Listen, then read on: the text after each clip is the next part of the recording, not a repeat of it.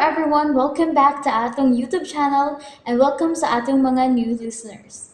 Excited na ba mo sa atong mga bagong episode o bagong drama?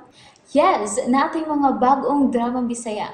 Subscribe na mo sa atong YouTube channel sa Radio Drama Bisaya and hit the notification bell aron ma-notify mo sa atong mga bagong uploads. And sa mga nag-atang sa atong mga new episode, mo niya ang sumpay sa atong drama.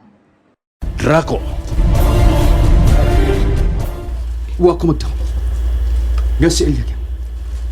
Sama ba kan Daddy Virgilio? Nga nahangol sa mga bahandi sa karaang kasaysayan. Hoy. Excuse me, mister. Ikaw ron? Taka ka nag-comment, ha? Ha? Ang tinuod ni tumong ni Eliakim sa pagtunga sa maong bukid. Mao ang pagluwas unta kanimo, Ranito. Oh. Kaming tanan god. Nagtuo manggod nga tuwa kayo dito paingon. Og nabalaga siya. Kay sumapa sa kasaysayan. Tungod sa kahakog sa maong mga bahandi nga gustong maangkon. Giunay sa pagpatay si Samuel Venefuerte sa anak ni ini nga mo'y nahimong apuhan sa imong amahan. Unsa? Sa kahadlok niya nga mausab pinaagi ninyong amahan ug anak ang nahitabo. Ang nahitabo sa kasaysayan. Mao to nga buot kaniya luwason. Nabala ka namin noon kung nagkunahon kang Eliakim? Mas nabala ka kaniya kaysa imong amahang si Daddy Virgilio. Oh, honey. Honey, Okay. Dagan ang tatag panasultihan. Pero sige na. Mag-awas sa ta. May gipaandam ka mang pagkaon. oh, tana.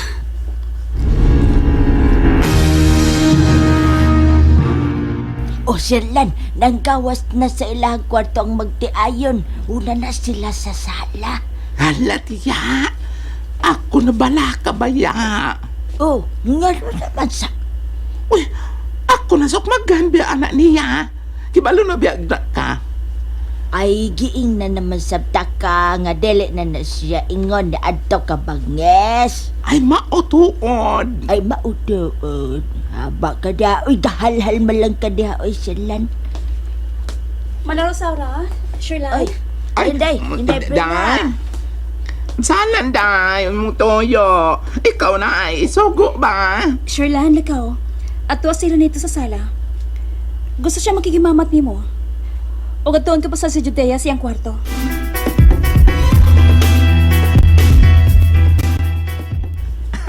Hey! Ako, sir! Nalipay kay tinuod mang gyud di ay nga dako ka kayo di ay og kausaban. Ay, Ang taong nga doon ay batik kinaiya nga gibatunan. Bisan gani ang taong dautan. May mong mag-usab. May mong magbago. Kana kun imo lang yung tinghaon. Kaya ang kausaban, naakanas kasing-kasing.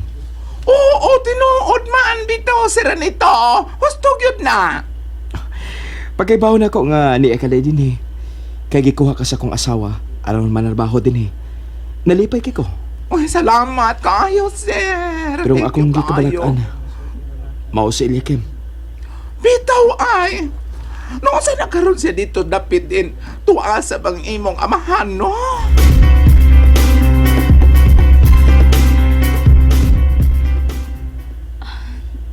Miss Brenna, naibaw ko kuno sa karinasi mo hunahuna. Kumusta na ka siya, no? Sorry jud kaayo ha.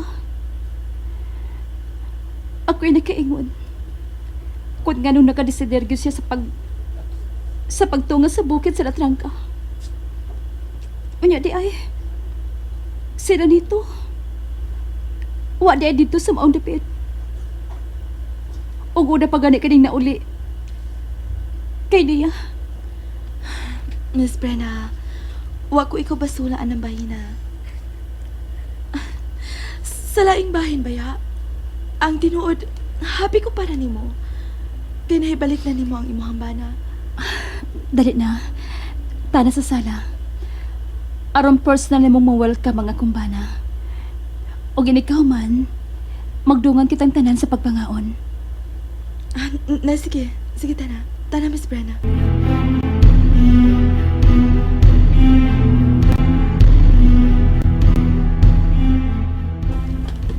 O, Sherlan, hain naman sila, ha? Uy, naaman sa sala. Turao, sila nagsultihanay. Pastilan, tiya Rosing, no? Labihan, yung kabuutan ni Seranito. Uy, oh. Ay, mo lagi na. Maunay ako gisulti ni mo. Lahi na nga ra nito biniferte karon ang bana ni Inday Brina. Kuan ba? Karon ba nga siya nabuutan na sa? Bale, nilutaw yun. Samot siya kagwapo man. Ay, mao. Ayun ang guay. Nalipay kay ko. Ngawa di mo pasag din ni Brenna. Iya di mong gipahimutan din sa bahay, Judea. Dako bitaw nga akong pasalamat niya ng bahina. Sara nito. No. Sarino mo ni. Sano eh? Naunsa ka anong sira nito kung imong gitawag nako, ha? Judea, kabahin ka sa pamilya. Isipa nga kami sa nito. Imo na sang kabanay, okay? Kuan, maikog manggod ko kay... Naibaw manggod ko kung... Asa ko pwedeng mo lugar. Pobre ba ako? Judea, Kung magpirming ingon anak imong sinultihan, may ubos na minimo anak si Brenna. bitaw, Judea. Sorry ha, Miss Brenna. Ranito. Naaram lagi na.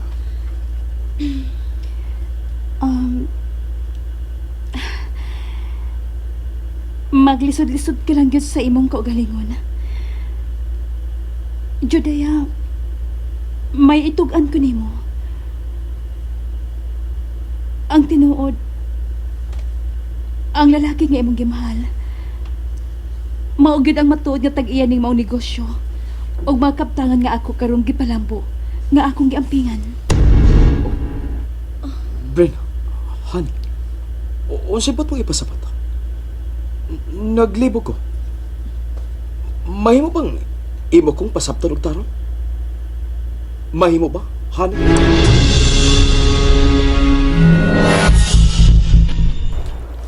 Dili ko mahimo masayo. Maugid kini ang sapa sa balangay sa Kangwanghi. Ang usa sa mga mahinungdanong dapit sa kasaysayan. Ang sapa sa Kangwanghi kani atong unang panahon sa kasaysayan sa mga Antikristo. Ang sapa sa Kangwanghi kani ato.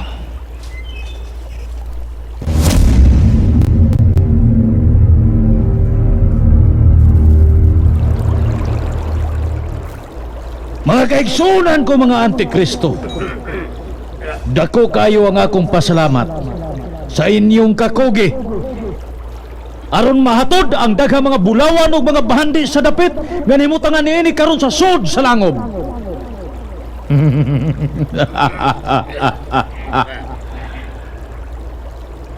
Pero di kasubo ko. Kay dili ko gusto nga doon na pa unay usa kaninyo ang makahimo og mapa bahin sa nimutangan sa maong mga bahandi. Ayaw sa primo, ayaw sa primo.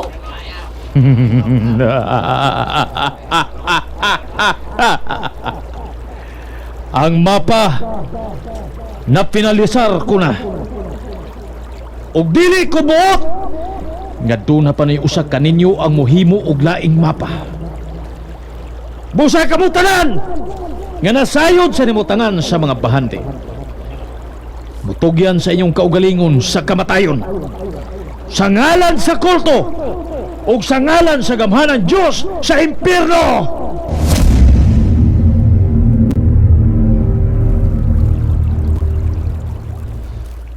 Diyos ko,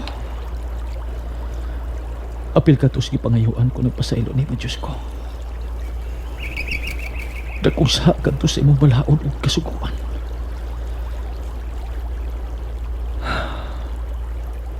Nitong higayon na, ang katinaw sa tubig ni makasaysayan ng sapa sa Kangwanghi. Natina sa dugo nga kolor puha. Nangamatay silang tanan. Human kulunggo sa ilang mga o.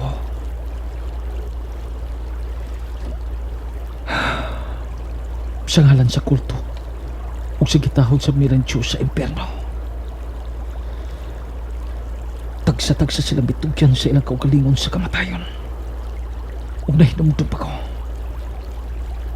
sa katapusang hinanib nga mitugyan sa iyang kaugalingon sa kamatayon.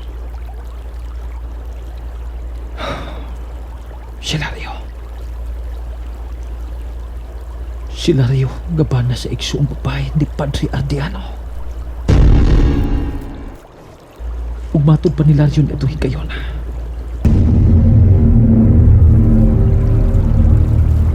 Mutuman ko sa gusto mong mahitabo akong talahuron nga supremo sa ngalan sa kulto o sa Diyos sa impyerno. Pero hinaot unsa nga tinuod ang tanan mong gipatuo kanamong imong mga disipulos. Kay kung bakak man gani o kutob ra kana sa pasalig, dan gitunglo ko ang mga adlaw nga nagpaulipon ko sa kultong sungayan. Ang imong kamadadahon sa imong pagtuo mao'y maghatod kanimo sa pagkalaglag. Karon pa lang gani, Lario, napildi na ang imong kalag.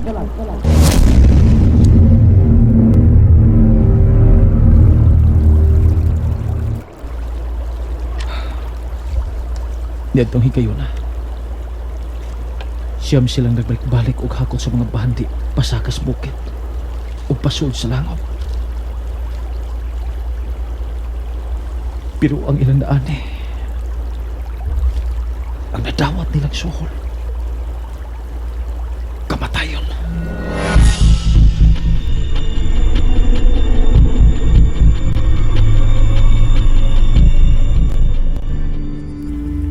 Otsa, ginawa ko. Pagka-imposible. Lisod tuhuan pero may tinuod. Dilibahan eh. Tinuod ka na, honey. Celia Kim, instrumento lang di ay. Aron mo exist hangtod karon ning panahon na ang kalag sa una mong apuhan nga si Draco, honey. Ug ang pagmahal ni Draco niyang apo nga si Brina, may nagtukmod niya aron mo desider sa pagtunga sa tinunglo nga bukid sa Latrangka. Dako masugod kay among pagtuo. Nga tuwa ko yun dito paingon. Mangita ko pagi. Aron masayra na to ang sitwasyon karon dito sa maong bukid. Kung mahimo, mudangop ta sa kapulisan og mga militar. Ayaw, Judy, armado sila si Mr. Virgilio Piniferte. Ug kung masukol sila sa mga pulis ug mga militar, tinghalik maangin po niya siya. Si Eliakim kun Draco.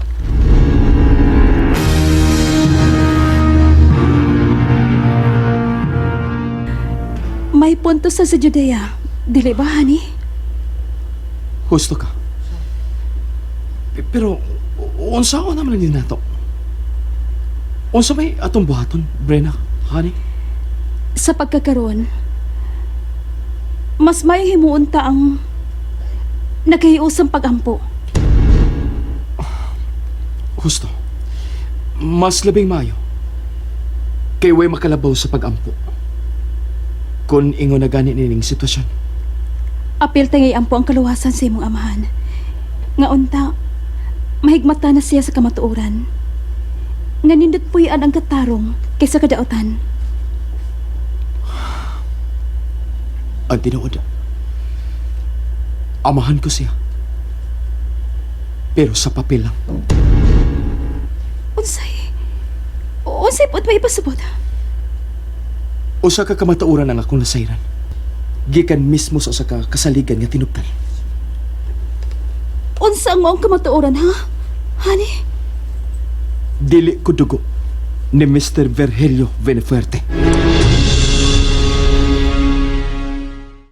And there you have it, everyone. Thank you for listening for today's episode. Stay tuned for our next episode. Bye-bye.